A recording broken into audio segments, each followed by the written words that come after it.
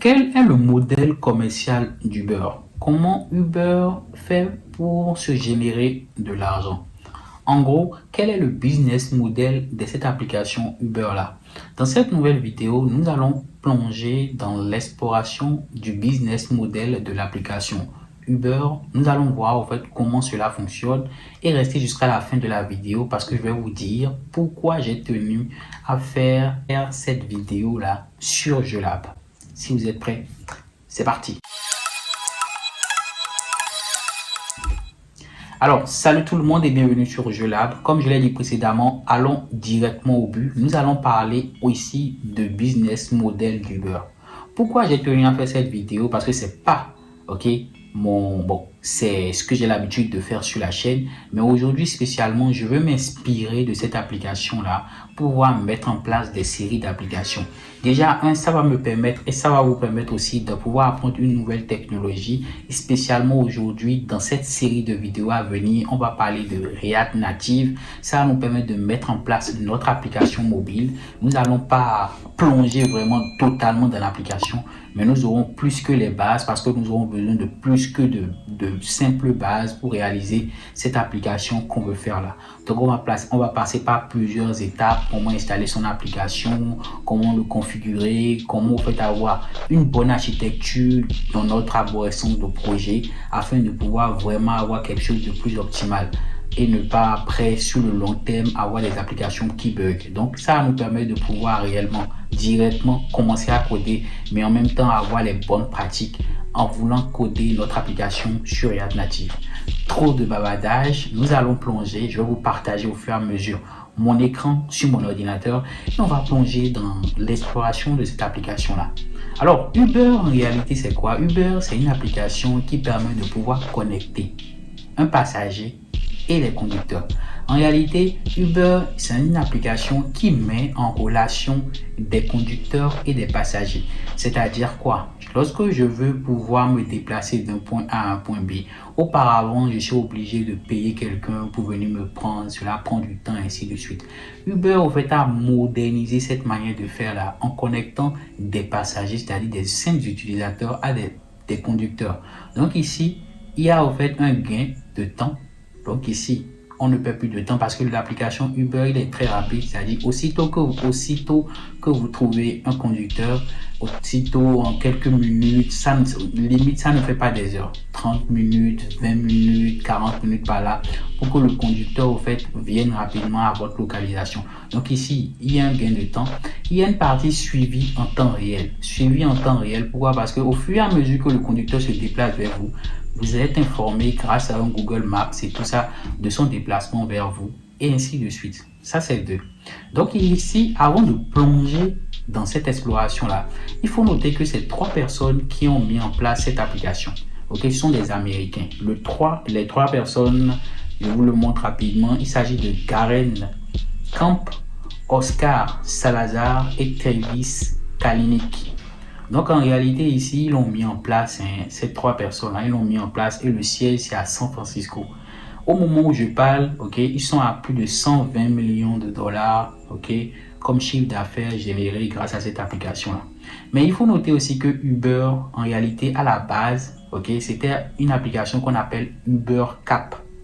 Donc à l'origine, c'est une application qui permet de pouvoir hailer qu'une voiture de luxe, c'est-à-dire quoi? Ils mettaient en place, ils mettaient à disposition une voiture de luxe à des personnes pour pouvoir se déplacer. C'était une seule voiture à la base qui était hailée à des personnes, tout simplement.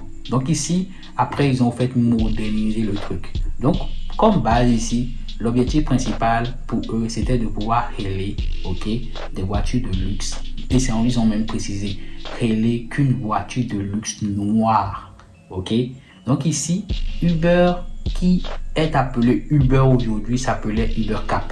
Ça, on est d'accord. Après, tout ça, fondateur et tout. Ensuite, venons maintenant sur le modèle commercial d'Uber et comment cela fonctionne.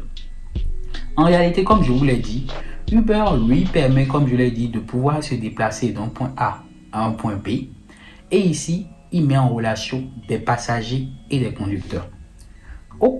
Du côté passager, essentiellement, il permet aux passagers de pouvoir réserver des cabines à la demande, de pouvoir suivre en temps réel, comme je l'ai dit précédemment, les trajets. En deux, ici, on peut faire des courses sans espèces. Donc ici, on n'a pas besoin de donner de l'argent. Tout se fait par carte bancaire. Si vous avez mis une carte bancaire sur l'application, il n'y a pas de souci, vous êtes débité automatiquement. Il y a aussi ici une réduction du temps d'attente pour un trajet. Comme je l'ai dit précédemment, lorsque directement vous lancez la commande, au bout de 20 minutes maximum, parce qu'en fait, ça cible les conducteurs qui sont dans votre zone. Donc, il y a une partie localisation et c'est en fonction de votre localisation qu'il envoie au fait des messages à des conducteurs. Et ces conducteurs, au fait, vont accepter, je vais dire, vont accepter la commande. C'est-à-dire, c'est comme une commande pour eux parce qu'ils sont tranquillement dans leur voiture. Je ne sais pas si vous avez l'habitude de le voir. C'est-à-dire, ils sont tranquillement dans leur voiture. L'application les envoie une notification que tel passager demande une course et tout. Et en fonction de ça, ils peuvent accepter la course ou pas. Donc ici, c'est pas un truc où on envoie des messages à tous les conducteurs qui sont sur l'application. On envoie des messages à des conducteurs ciblés. Donc ici, comme je l'ai dit ici, il y a une réduction du temps d'attente. C'est ce qui explique la partie réduction du temps d'attente. Il y a une partie tarification initiale. C'est-à-dire ici, en fonction de votre trajet, de là où vous êtes et de là où vous voulez aller, il y a déjà un algorithme qui calcule le coût du trajet. Okay? Il y a un algorithme qui calcule le coût du trajet automatiquement pour vous dire combien vous allez payer ou pas. Donc ici, tarification initiale. Et il y a plusieurs options de conduite. Donc au fur et à mesure de la vidéo, je vais vous montrer au fait les options de conduite et ce qu'ils ont mis en place. Ça, c'est du côté passager. Du côté des conducteurs, ici, il y a une flexibilité pour conduire selon leurs propres conditions. Qu'est-ce qu'il veut dire par là? C'est que quand un conducteur n'accepte pas la conduite, il n'accepte pas la conduite. Donc il ne vient pas à votre... il ne vient pas vous récupérer, quoi. C'est lui qui choisit qui il prend. Donc, s'il n'accepte pas la course, c'est qu'il ne vous prend pas, en fait. Donc, ici, il y a une flexibilité pour conduire selon leurs propres conditions. En deuxième, il y a un meilleur revenu. Parce qu'au fait, un conducteur, il peut se retrouver à prendre plusieurs personnes dans le mois, plusieurs personnes dans la journée. Ce qui fait qu'il se fait axer, il va dire un max d'argent en fonction des divers courses qu'il a trouvé. Et en plus de ça, c'est pas à lui d'aller chercher ces passagers-là. C'est l'application qui lui trouve, au fait, ces différents passagers-là. En troisième, ici, il y a une réduction du temps d'inactivité pour obtenir de nouveaux trajets. C'est ce qui est très puissant dans Uber, c'est que ici, les conducteurs, au fur et à mesure qu'ils sont sur cette application, ils ont des commandes, des courses à ne pas en finir. Je ne sais pas si vous avez eu l'habitude de monter dans un taxi qui utilise Uber. Vous allez voir, si vous ne le savez pas du tout. Moi, par exemple, j'avais fait l'expérience, c'est-à-dire lorsque vous rentrez à l'intérieur, il a un petit portable qui est plaqué au fait au niveau de sa vitre de sa voiture pour voir les différentes commandes. Et au fur et à mesure, on voit des notifications se dérouler. C'est-à-dire c'est des diverses commandes au fur et à mesure. Donc ici, par exemple, vraiment, il n'a pas le temps de galérer pour trouver des passagers au fait. Donc c'est ce que je suis en train de mettre dans cette partie réduction du temps d'inactivité pour obtenir de nouveaux trajets. En quatrième, il y a une session d'entraînement. Au fait, avec Uber, si vous ne le savez pas, il y a une partie entraînement où au fait l'application permet à tous les chauffeurs de pouvoir s'entraîner sur aux diverses conduites qu'ils auront à faire. Ça, au fait, c'est le quatrième point. Le cinquième point ici, c'est aide à obtention de prêt de véhicule. Et oui, ça, lorsque je faisais mes recherches ici, j'ai vu que Uber, au fait, ils aident des personnes qui savent conduire mais qui n'ont pas de voiture, à avoir des voitures. Grâce à des prêts, c'est-à-dire ils font des prêts sur l'application, mais vous devez au fait avoir un montant de base. Lorsque vous avez le montant de base, vous payez. Et au fur et à mesure que vous faites des courses, c'est-à-dire que vous prenez des passagers, Uber, au fait, il débite son montant, son argent de tout ce que vous gagnez au fur et à mesure. Donc ici, il y a une aide à l'obtention, comme je l'ai dit, de prêts de véhicules. Et en dernière partie, ici, il y a une meilleure répartition des voyages, bien évidemment, parce que ici, une fois que vous avez, une fois que vous êtes en train de faire une course, lorsque vous êtes un conducteur, vous êtes actuellement en train de prendre quelqu'un, ou soit vous êtes en pleine course, Uber au fait ne vous envoie pas des propositions à la même heure. C'est-à-dire vous dit à la fin, après cette conduite là que tu as à faire, il y a une autre conduite qui t'attend. Est-ce que tu le prends ou pas? Donc tout est calculé de telle manière à ne pas t'envoyer des courses pendant que tu fais une course actuellement. Donc c'est ça, je mets ici dans une meilleure répartition des voyages. Ok, maintenant plongeons maintenant dans la partie revenu d'Uber. Comment Uber gagne-t-il de l'argent? Si vous avez bien compris ce que je suis en train de dire, Uber, au fait, il propose une interconnexion entre des passagers et des conducteurs. Et chacun d'eux a des avantages. Passager, lui, peut se déplacer d'un point A au point B très facilement, sans besoin d'avoir de montant en espèces, ainsi de suite. Ici, il a une rapidité parce que les conducteurs viennent rapidement le chercher. En deuxième, ici, au niveau des conducteurs, eux, ils ont de meilleurs revenus, une flexibilité et ils peuvent gérer leur temps comme ils veulent. Ok? Donc ici, on voit que des deux côtés, quand même, il y a un avantage. Les conducteurs, eux, ils payent, ils ont un service de qualité.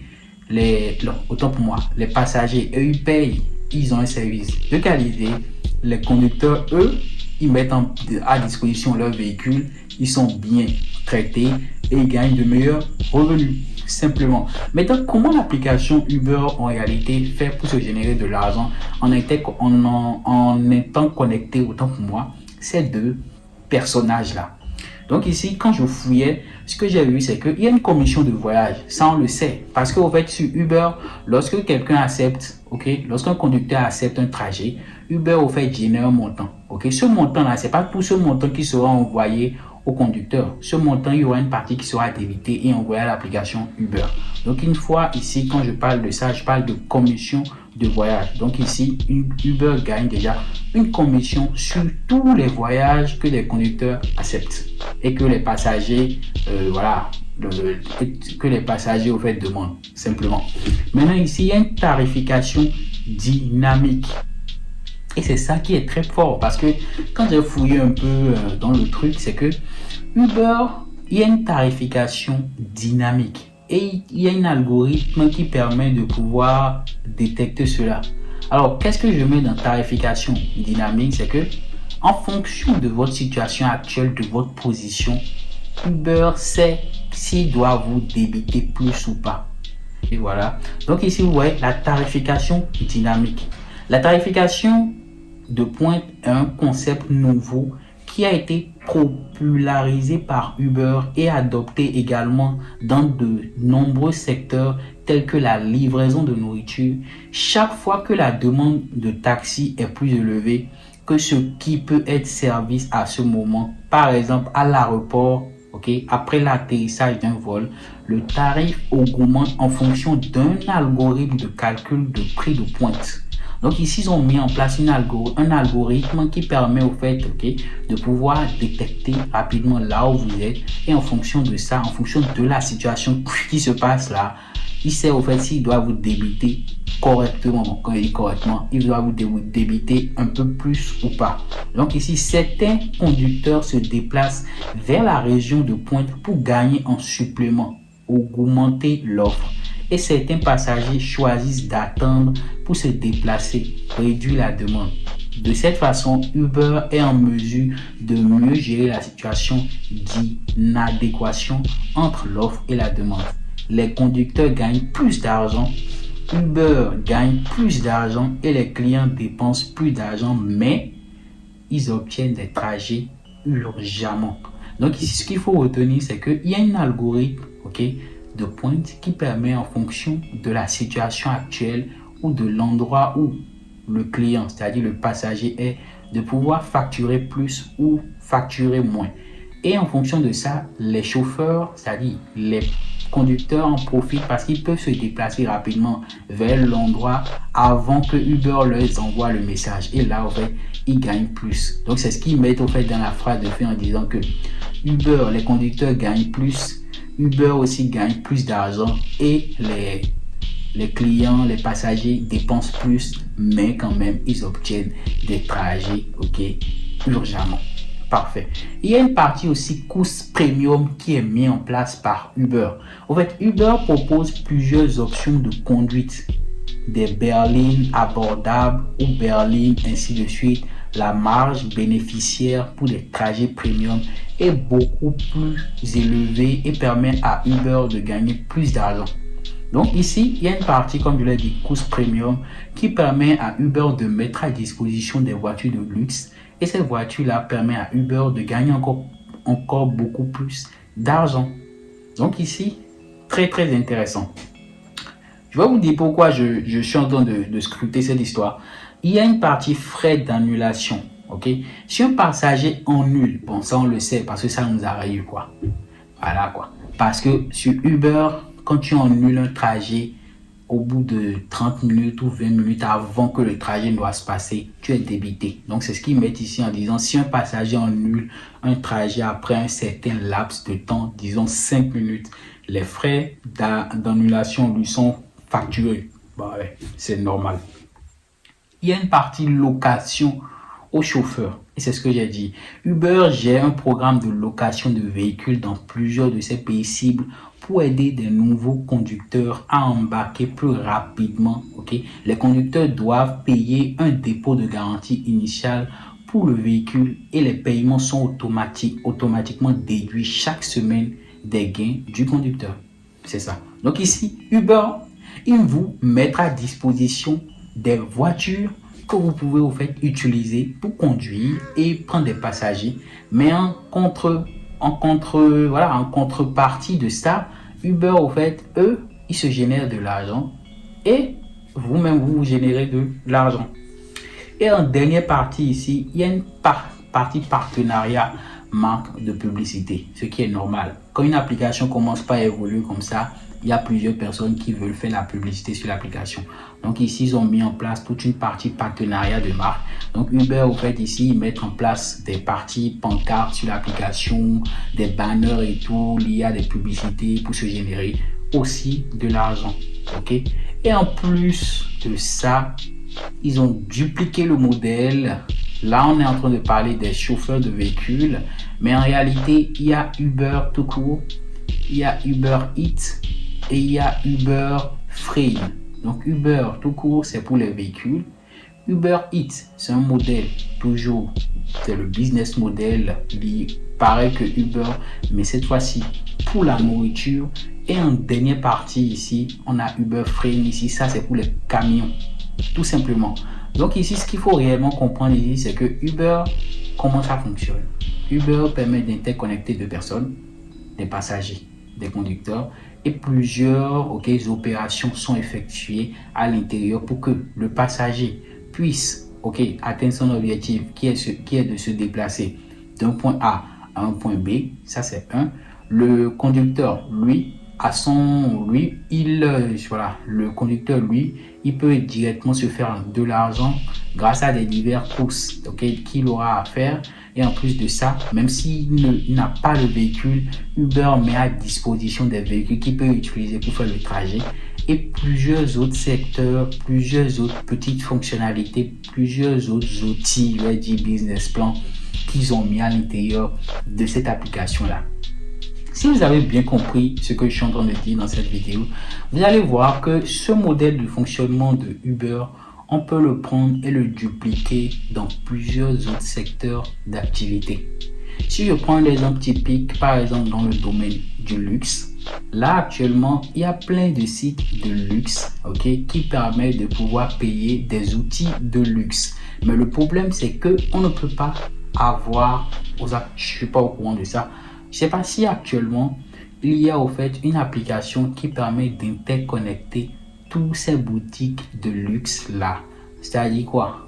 J'ai une application qui me propose tout, les boutiques de luxe dans mon application, une application qui met à disposition tous ces magasins d'outils de luxe là. Et en fonction de ce que je paye, automatiquement on me livre chez moi, mais très rapidement.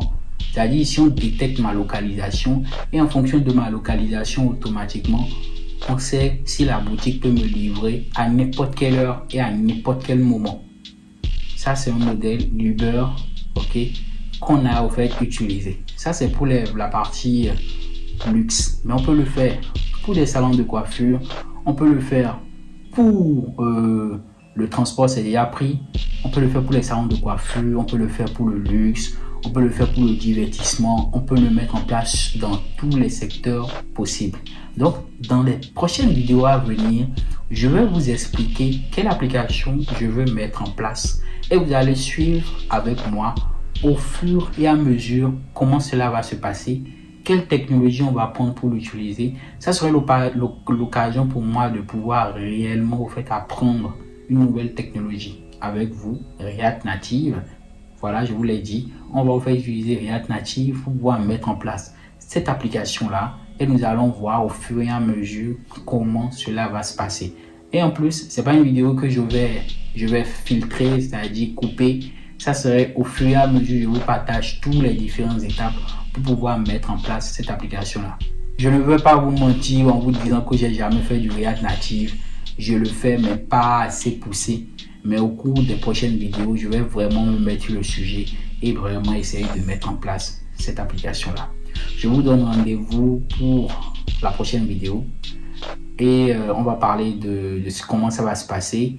Mais bien avant ça, je vous enverrai encore une nouvelle vidéo sur le freelancing parce qu'actuellement, on est à la 3e édition de Freelancer en Afrique. Donc, comme je l'ai dit, l'objectif pour moi sur cette 3e édition, c'est de pouvoir vous donner des astuces pour pouvoir vous-même dénicher vos prochains clients.